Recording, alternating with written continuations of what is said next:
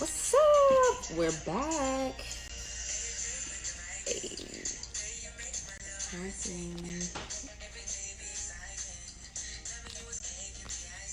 come on now, yes. What up, Britt? What's up? What's up? Come along, come along. It's no question out for ya. You been there for me. As y'all know, shouts to Cuzzo for letting me play her song. This live is powered by New Energy. Y'all should know this already. New Energy is giving away a Fit Lab Solutions gift every single live. Read the pin tweet to see how to win. What's up, Trey? He said, I'm just here for the cereal questions. I love it. All right, so I'm bringing RL on right now, and he's in here. Thank you for the timeliness, RL. And if you don't know, RL is a singer, songwriter with songs like Wifey, Too Close. Y'all know his music. We're going to take a little walk. Oh, here goes this part right here. Sunrise, more than one time. I do wine. I can get used to this. Your touch, your love, your kiss. Let me rewind his part a little bit for when he comes on here. Hey, hold on now. What up? What's up? Here you go. I play the joint every time. It's a banger. Uh-oh. See, while he's connecting, we're going to let his song rock. I'm good. Oh, you're frozen. Is it connecting now? How we doing? So we're gonna just let the song rock until you get back unfrozen. I wonder why it's not connecting. Here we go. I'm good. Can you see me? Oh, you coming down? You coming back now? Let me go out. Can you see me? Are we good? What it do? It looks like you in here? Uh-oh. Come on, Wi-Fi. Don't do me like that. Let me play until he gets back. Wi-Fi is not playing around with folks. Girl, you. What's up to people in here right now? He left and is probably coming back. Maybe switch your angle. Oh, RL. Oh, you're not gonna tell him how to do his camera. What up, Mello? Oh my gosh, while he's in here, at Mello Forever drew this amazing portrait of me. I'm definitely gonna have an unboxing of it. It is so good. Who else is in here? I appreciate you guys showing up every single live. It's rolling. Somebody sent me a DM. Oh, okay, Spence Miller. Oh, I just saw you on Paul's Live. Yes, that's what's up. Shouts to Edit Global Sports. He's cooking me up some heat right now. I actually like this little part, RL. Whenever you come back, RL, let me know. Let me see. Who is this that sent me a request? I am DJ just sent me a request. Let me see who's in there. Who's RL's back? Let's see. But thank you. Shouts to WIP Nation. I see y'all in here. There we go. Okay. All right. Okay. I knew you'd be back. I had to do some shout out. Okay. So, all right. So I play Cuzzo's song and Cuzzo is Angel. It's perfect, but then it goes off. I don't know what's going on. Can you see me now? Huh? I said it'll pop. For some reason I'm on and it's clear. I don't understand. Can you see me now? Okay, I can see you now. It's clearing up a little bit. Okay, yeah. Okay, cool. Yeah. All right. There we go. What was your first thoughts when you heard the track "Never Let Go" by Angel?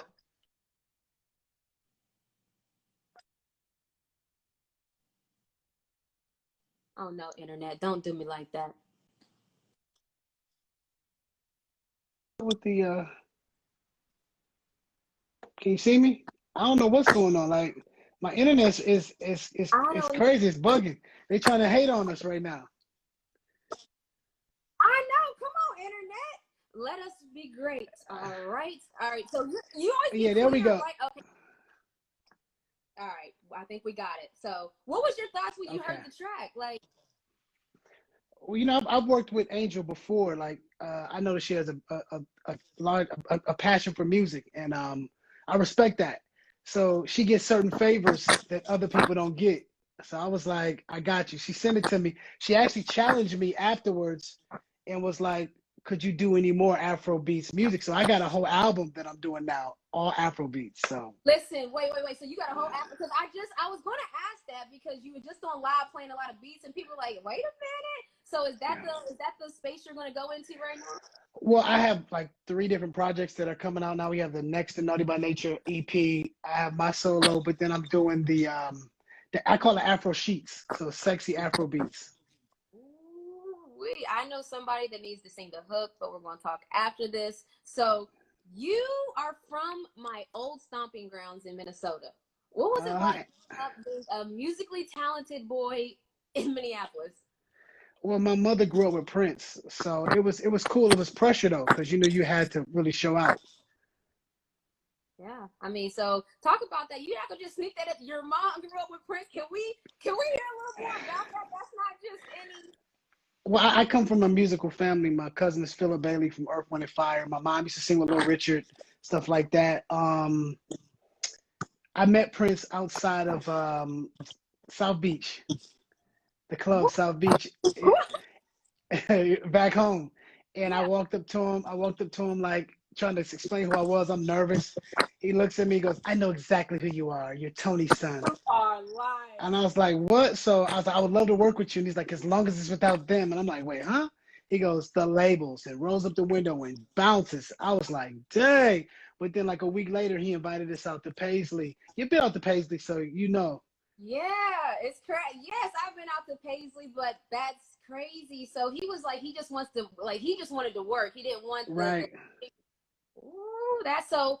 Who was your musical influences? Probably Prince, I would assume, being from Minnesota. But who were some of No, not really. I mean, I can't say not really, but I looked at him more as alternative pop rock. Like I was a big Michael Jackson fan growing up, but my real influences came from like gospel, like Commission, stuff like that. okay, name some of your gospel influences because now you Well, talk. John P. Key, Commission, but then later on it was like Jodeci, and we studied Joe's first album. People don't even realize Joe's first album. It was an album called Everything. People think his first album was All the Things Your Man Won't Do and all that. It wasn't. He had an album before that, so we See, studied that. I was people. I didn't. I was people. I didn't know that. Okay, so when what is it, Terry Brown and Raphael Brown started, you were named Hmm. Forward. Why did you change to Next? There were 4 members originally. My best friend, who's still my best friend to this day, was the 4th member. But I came up with the name Next. It stands for No One Ever Expected This. Oh, so it was kind of like after this kind of took form, you were like, no one expected this to blow up. That's how the name came about. You know, it was before we made it. We were at the Target Center opening up for Brandy. We was a local group, and they canceled our sound check because her band walked in. And I was heated. I'm like, you know what? One day we're gonna be the next big thing, and we're gonna be able to say no one ever expected this, and that's how the name just stuck. I like that. Okay, Thank you. so that they just canceled your sound check. So the sports industry is tough, but as everybody knows, the music industry is a beast. What's something you learned quickly once you got into the industry? Well, you know, it's funny because it wasn't that I learned it quickly. I learned it over time. In retrospect, looking back, I learned that everything's political. I thought being honest was admirable. It's really not, especially when you're younger. Now that I'm older, I can get away with, you know, since I'm seasoned, being honest and straight up front. But when you're young, it's looked at, oh, you're being difficult. No, I have a strong belief in myself and my gift. This is what I feel. But when you're younger, they don't accept it like they do when you're more seasoned. So you almost have to like literally the term "fake it till you make it" just until you have that. I mean, I'm not surprised, but that's that's the industry. So Next had some bops that still to this day, like go Too Close, I Still Love You, and Wifey. How did you make the decision to just go solo and go out on your own? You know, I never made that decision. People think that it's a easy narrative to follow to go, okay, he got the big head, but and within the confines of the group, I wasn't the leader. I'm the baby. So people would think, oh, he's this or he's that.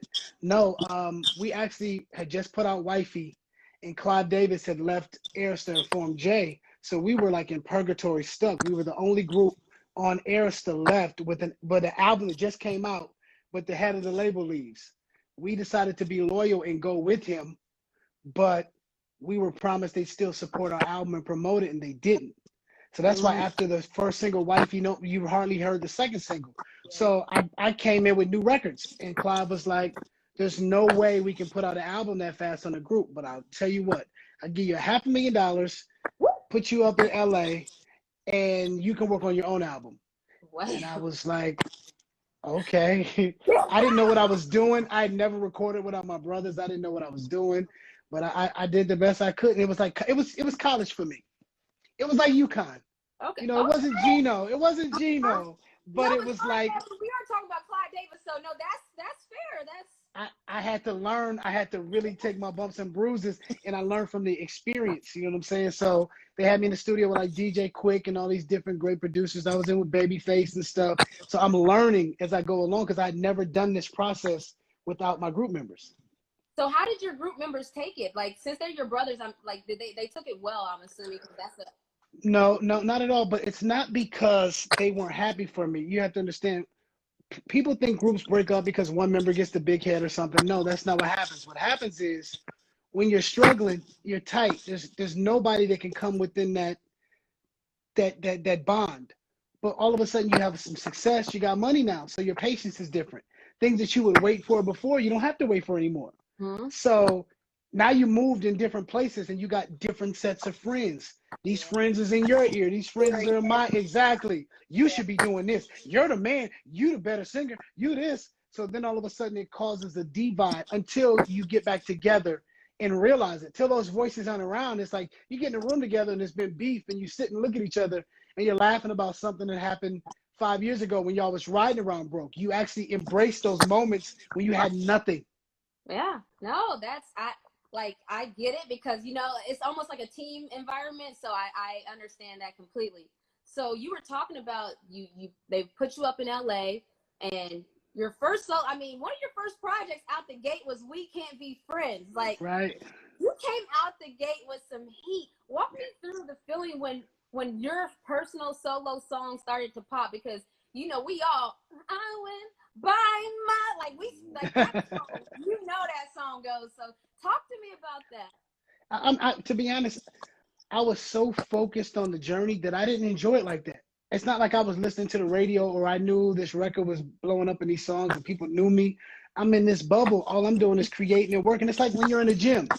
Okay, the championship parade, that's cool, or, you know, all the accolades, that's cool, but you're so focused on your craft and becoming better because, you know, somebody else is gunning for you that you're really not in the moment. And now that I'm more seasoned, I can enjoy the moments now. I can take, even if it's a second, I can look around and embrace it. Because back then I was so young, I just thought those moments just always happen.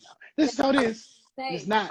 Like people ask me about UConn and like, man, you guys won a lot. And I'm like, honestly, it's hard to recall some of that stuff because you are always chasing the next thing, chasing the next championship, chasing something. So I completely get that. So you never really had that moment. You know, we see it on TV all the time where people are sitting in the car and their song starts playing. You never had that moment where you're like, oh, shoot, that's my song. I can remember when I was so happy because that was like an award from us per se, but we had felt robbed for like the Grammys because we had like the #1 song in the world, but we were a new group and we didn't understand the years later, like last year, the year before, they started talking about how the Grammys really work and artists that should win don't win.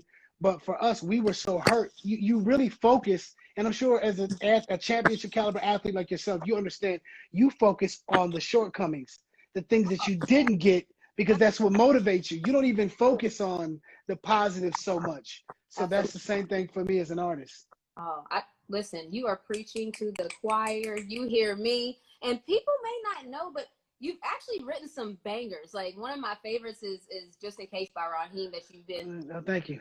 Like, so what do you enjoy more, writing songs or singing them? Of course, performing, because it's a whole different space. But that's more so live. Even if it's like sometimes I'll perform Jaheim records and I'll do those live as well. So that's fun. So for me, a lot of times it's that. Okay, so which is easier for you, writing for a song for yourself or writing a song for someone else? Probably somebody else. Why is that? I'm curious. because I can become them. I'll sit around and we'll just have discussions. That's how I usually write. So we'll talk about things, and then you'll get comfortable with me. You'll start telling me whether it's an issue, whether it's a new love, whether it's some pain, and I'll be able to take that and I can zero in on it, and I'm just like a sponge. So it's almost like I'm a therapist, and Yeah. I'm trying to write a thesis for you based on your life experiences. So because you have to think, if I write your record and it's a success, you have to sing this record over and over and over and over again. So if it doesn't resonate with you, after a while you're gonna hate it. Yeah. But as long as you can identify with it and make it your own, you're gravy. It's all good. So okay, so you have these writing sessions and you start to write the song. Have you ever felt like, oh my goodness, I'm writing a hit, and you want to almost keep it for yourself? Like, how do you distinguish which hits you're gonna give away, which hits you're gonna sing yourself? Okay, I'll say this. There are two records that people, well, they might know. I did I Could Change Your Life for Lloyd, and I did Orchestra for Genuine. And those were two of my favorite records. But besides that, um, Just in Case and Anything for Jaheim weren't really written for Jaheim. Just in Case was actually a slow song originally. We sped up the beat, we double timed the beat. But those are two records, since we were label mates and family, I gave them the records, but those were two records that really, they were mine. They were mine. But I'm not mad at it, because that means that you're planting seeds in other places that you still benefit from. So it's good. Like that. So I like that. So back in the 90s, we had like a lot of R&B groups, Yours Next, 112, Boys and Men, SWV. Why do you think we don't really have that anymore? Um, okay. Back in the day, it was okay, he has the car, he can dress, he has this. There were different facets and additives that each person brought. Now with the internet and social media, it's different. There is no, I'm afraid for even my daughter to an extent. We try to bring her around other kids, but people are so isolated now. I remember having a pen pal in high school. Well, not in high school, elementary, where you would write and it would take them a while. Now it's emails, now it's text, now it's instant. Right. So you don't appreciate it as much. So you don't have as much patience. And people don't know how to deal with each other because you're in a cubicle, or you're on your computer, or you're on your phone. So it's harder to have these relationships, because usually that stuff's after school. Usually cats you play ball with, you hung out with. Now people are going home and they're gaming, Yeah. they're sitting in front of the video game, or they're on social media. It's not about hanging out and going to the mall. Why go to the mall? You can buy it online. Yeah. See, so it's different. I'm guilty. I'm an online shopper, so I get that. So do you think, like, the chance of R&B groups, that type of vibe coming back? Can Diddy make another band? Like, can that happen again? I think that Diddy's situation was a little different, because usually it happened organically. Yeah. Usually it was cats that would come in the group because they were right. Oh, he's dope. I was at this talent show. Suddenly he could really sing. He got the look. He should be in our group. Yeah. It was like almost like gangs. It was almost like he need to join us. So I think that those manufactured things, they don't last, because cats are in a group not for the love, but because of the opportunity. Yeah. And I think that after a while, and you got low bag now, your patience runs thin, and y'all don't have a history of where we grew up together, or my cousin know his cousin. That changes, so it's easy to separate it, because you have nothing holding you together. Yeah.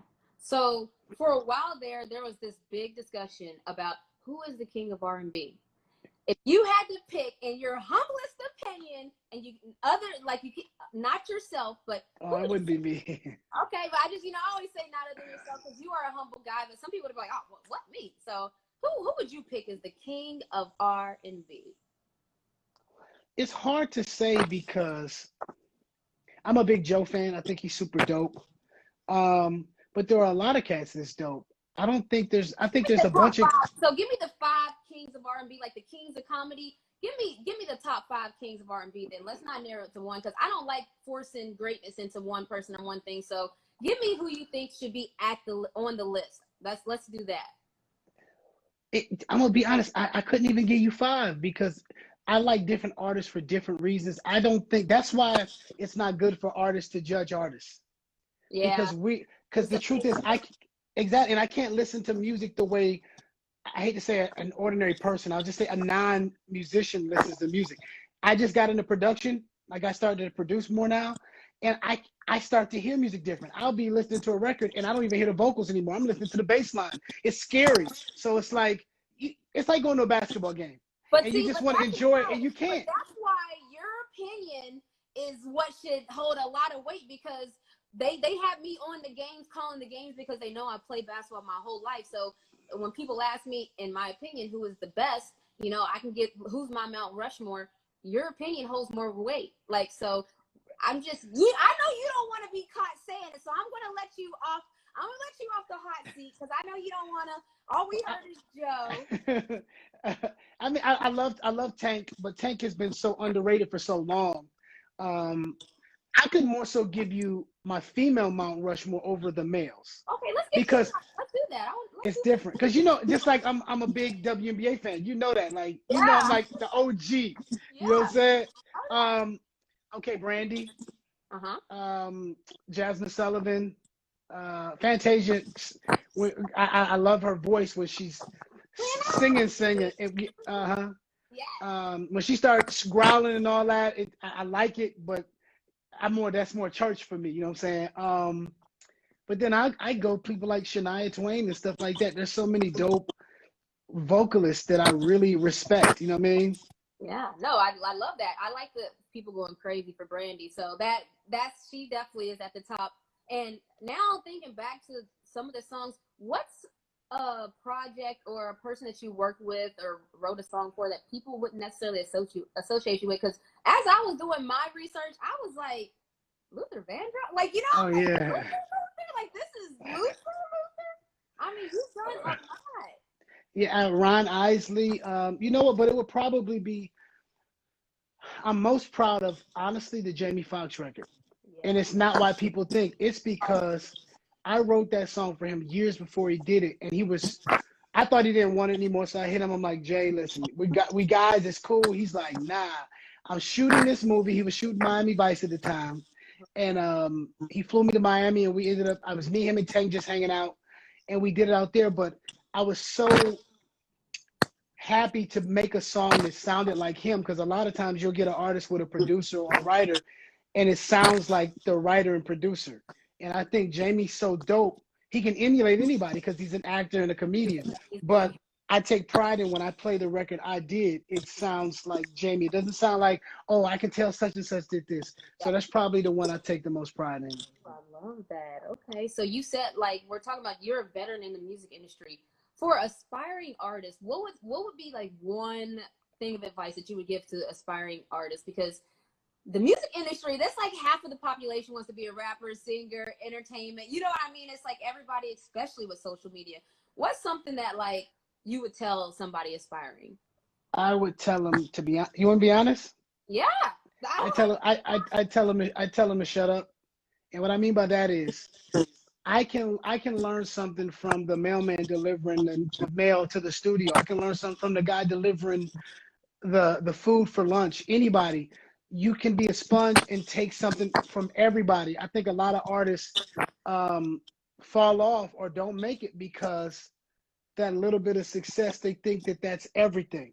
Even now, for me, I think that I haven't reached the pinnacle. It's just the tip of the things that God has in store for me. So I honestly feel like I can learn more. So I can be in the studio with somebody that's a new artist and gain knowledge. And I think a lot of times people be like, I'm hot in my neighborhood, or I got a record just buzzing. I know what I'm doing. And you could, but just maybe you can learn something that would enhance everything and shoot you to the next level.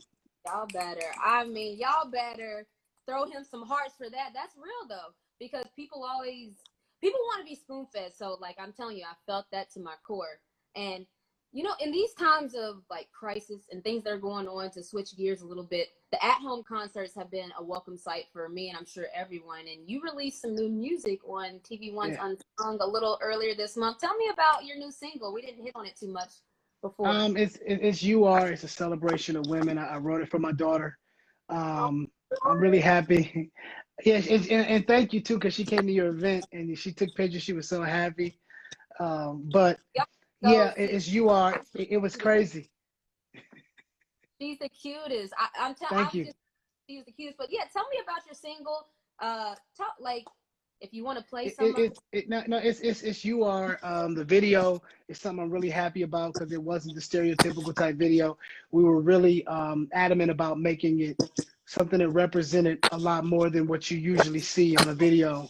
And yeah, I just listened to the record. I want women to hear it, and if you don't feel good listening to it, then I did something wrong. Nah, you did something right. Okay, you Thank did you, something thank you. right. And on that live, you talked about there's a downside to writing a big hit, and I was like, what? When I heard that, but then as you started explaining, I was fascinated. So can you elaborate on the downside of writing a big hit? Well, labels in a lot of ways, and some artists follow trends. So what'll happen is if I do a record and I'm still growing and I want to try other genres and do other things, people will keep coming to you. I need this kind of record. I need the sound of this. I need that. So what happens is you have to keep trying to recreate something that you're really trying to move on from. Yeah. So they don't want you to evolve. They keep saying, Almost "Oh, I need another record like this."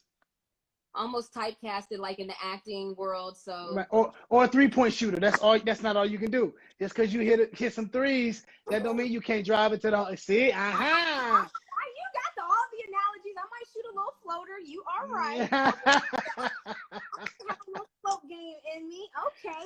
So Miss West Virginia style. I know just. Hey, West Virginia. Okay. Let's get to the quick hitters. It's my favorite part, and they're just random questions. I'm gonna start with what's the most requested song for you to sing? Oh, probably either Good Man or We Can't Be Friends. Like, cause it's karaoke. Everybody's doing it at karaoke. So that's what I was telling you about. That Deborah Cox part. Like, you can't tell me I'm not hurt and I'm not hurt. Okay. All right. I have a request. You were warming up earlier, so I hope you're ready. As a wedding gift to me, can you sing me like 15 seconds of Wifey? let me see. Can you hear me? I can hear you. You know it's sexy too. I like your attitude. I ain't even mad at you. Girl, you're still my boo. Either braids, weave, skirt, or jeans. You're still my queen. Baby girl, go do your thing. I'm so glad you're on my team. There you go. Yes! Oh! Thank you. And I hated to be that person, but like you already listen. I'm a big fan. You already know. Yes. I remember the first time I met you was at the airport in Minneapolis. We were like standing in line for like coffee or something, and I had to let you know I knew who you were. I was a fan. I love the game. You already know. Like, I came up to you. West Virginia when I was there. Right, you came out. It was crazy. So it was crazy. I'm gonna tell you guys this. So we have this thing called Multifest, or now they have it. It's on Canal Turnpike. So West Virginia people will know. But he had a whole concert out there. The whole state came out. And I'm like, RL, are you performing in my state and didn't tell me? He brought me on stage. I mean, it's like, you can't make this stuff up. I play for Minnesota. So we have a lot of ties. I didn't even realize that. So when you perform, because you are like a crowd pleaser in performing, what song do the ladies go the craziest for? Oh, probably Butter Love, because of how we set it up in the show. It's probably Butter Love. I figured that. And this is, somebody said they're just here for this question. What are your top 2 cereals? Ooh, top 2 cereals. Careful now, this is a hot topic. Ooh, that's a good one too, because like my mom would kill me if I didn't say Frosted Flakes, because she grew up like, that's what we was on. And then it's simple. I love Cinnamon Toast Crunch. I know that sounds bad, but I love Cinnamon Toast Crunch. Popular one. Okay. Who is an artist that you would want to collab with? Shania Twain or Brandy? Shania Twain or Brandy, you'd be one of the two. You and Brandy, y'all, when this posts to the page, tag Brandy and tell her that we are waiting on her RL song. Please, thank you. Please, let's do it. Let's do it. What's one destination on your bucket list of places to go? Japan, because I love electronics, and that's the one place I've never been, and I know they have all the gadgets. I'm a gadget person. Oh, I like that. I think I am too. I think I am too. RL, thank you so much. Thank you. Thank you. You are amazing. Thank you. Tell Lena and your beautiful daughter Rory I said hello. Most Um, definitely. Thank you for coming on. You dropped a lot of nuggets. Seriously, I'm a fan, and you said you're a fan. I'm a fan. Just to make sure I'm saying it. Oh wow, I appreciate you. Amazing, and they was throwing hearts up the whole time. So hi, Lena. And But I was mad. I was mad when you left my squad, but I'm happy you're here because I thank was you. kind of jealous because I know you was gonna kill us, and now we rebuilding. You know what I'm saying? But I love where the league is at, and I'm glad that you're one of the faces of the league. And I see you growing and doing other things outside of basketball. And I just want you to know I'm proud of you. So keep up the good work too. You guys, don't make me cry on the live. Get out of here, URL. And thank you guys for tuning in. Seriously, this is fun. Until Yeah. next time. All right. Peace.